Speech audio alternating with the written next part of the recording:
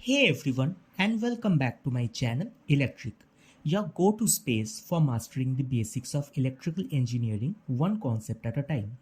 Today we are diving into one of the most fundamental yet powerful concepts in circuit theory, Kirchhoff's laws.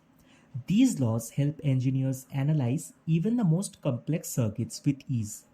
Let's start with Kirchhoff's current law, also known as KCL.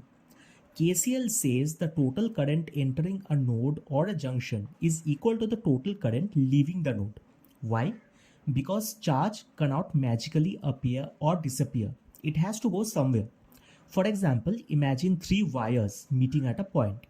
If 2 amps and 3 amps enter the junction, the total leaving current must be 5 amps.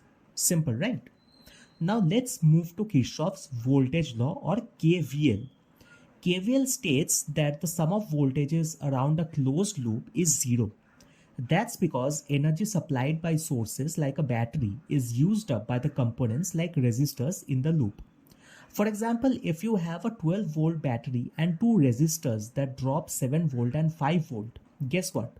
12 minus 7 plus 5 equals 0. So KVL is satisfied. So why do Kirchhoff's laws matter? As these laws help you analyze complex circuits, solve unknown currents or voltages, and prepare for job interviews like a pro. So, if you're asked in an interview, can you explain KCL and KVL with an example? Now you've got a solid answer ready.